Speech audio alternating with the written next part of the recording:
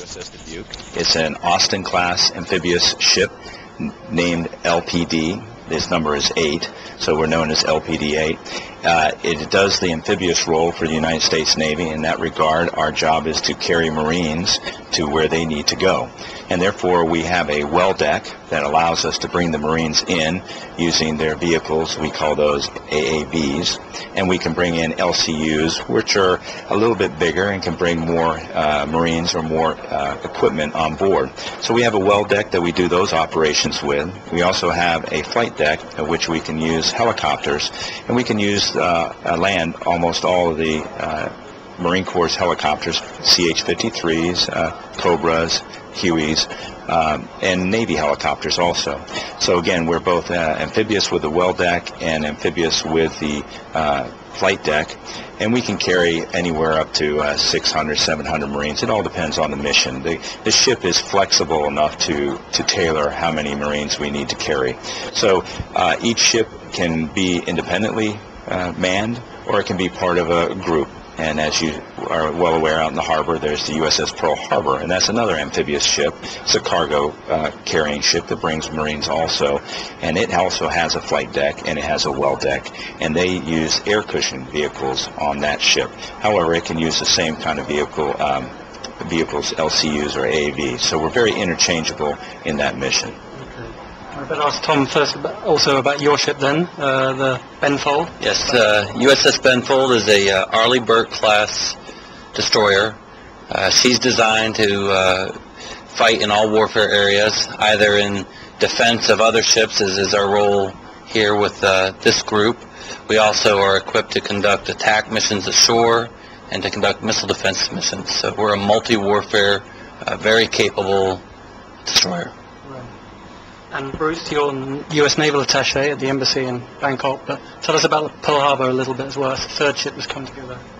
Well, like you said, the Pearl Harbor is one of the element ships of this particular group, and they're all coming together to move the Marines wherever the U.S. government needs to have Marines moved to. Right. Okay. And you made a courtesy call this morning on the commander of the 3rd Fleet of the Royal Thai Navy, Sir Pod. Tell us a little bit about what you discussed or exchange. It was a very pleasant exchange, and one of the things we found out is all 3 of our fathers were in the U.S. Military, were surface warfare officers, and we told sea stories, as most surface warfare officers will do when they get together. It was interesting to also note that the Admiral has been to Newport, Rhode Island at the Naval War College there, which we have all been to, and then also that he lived in London, and I had done a tour in London also. So we just exchanged sea stories and pleasantries that way. Did you discuss the situation obviously in Burma, and are you carrying any goods that were destined or planned to take as a relief for Burma? We did not talk about that at all. No. Can you tell us, was that part of your original mission or plan to take some goods? No, our original mission is not that. We're on a routine 6-month deployment, and our deployment happened after the Burma catastrophe happened. So right now we can be used if they need us to do that, but we are on a routine mission just in this area. You say can be used if required, but have the U.S. Navy then actually requested to assist with your ships? No, no, they have not. Wouldn't it be convenient or suitable, your ships, though, to Yes, help? our ships are very suitable for that, and I know that the U.S. Navy has already looked at, and the U.S. government has already offered assistance to the government, but we have to be asked, and so we're standing by in case that they do ask. So just to be clear, you're not carrying any relief goods, food, or survival kits or anything for the victims of the cyclone? Not specifically for those victims. Like I said, we are outfitted, each group, when you come out, to do a wide range of missions, of which one is called humanitarian assistance and disaster relief. So we do have supplies and things like that if called upon to do so. Always? You mean you always have those supplies on board? That's right. Right. How many sort of people would they provide for? That's a good question, and I don't really know. I just know that I get loaded out with a certain amount. I'd have to go ask the experts exactly how many people that would feed and clothe and help out, but we do get stocked with humanitarian supplies. And I gather you have on board some sort of hovercrafts or other amphibious vehicles that are good for getting into, say, swamps or low-lying areas, flooded areas? Yeah, that's the definition of amphibious warfare, is be able to go to a beach and be able to get onto that beach or area. So yes, we do. That's the LCU, the LCAC, the hovercraft, and the amphibious vehicles that the Marines have. So those are the three types that we have routinely in this group.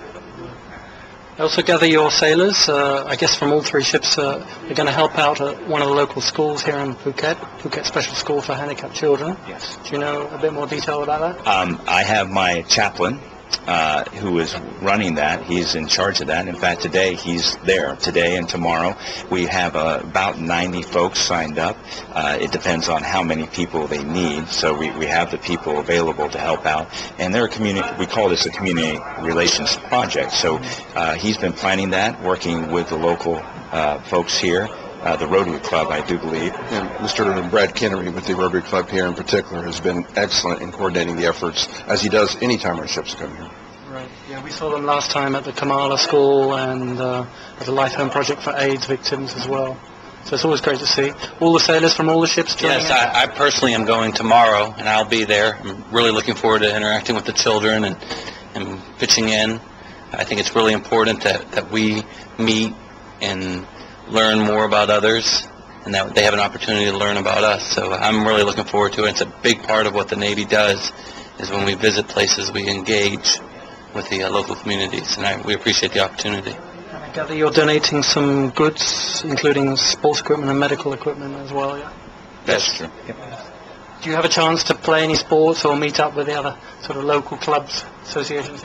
I haven't. I brought my soccer cleats and I brought my surfboard, but I haven't. We haven't been able to get up together like that this time. Obviously, it's an R&R visit as well for most of the sailors, yeah? What sort of pastimes or activities do they really like to? They'll take advantage of there's some wonderful things in Phuket: elephant rides and whitewater rafting and mountain biking and island excursions. All the things that people come to Phuket to do for vacation or holiday, we're making available to our sailors and Marines, and it's been a tremendous numbers, very large, taking advantage of these types of opportunities. So they're doing that, and then of course they'll enjoy the food and the fare that exists here. But they'll keep themselves busy for sure. Roughly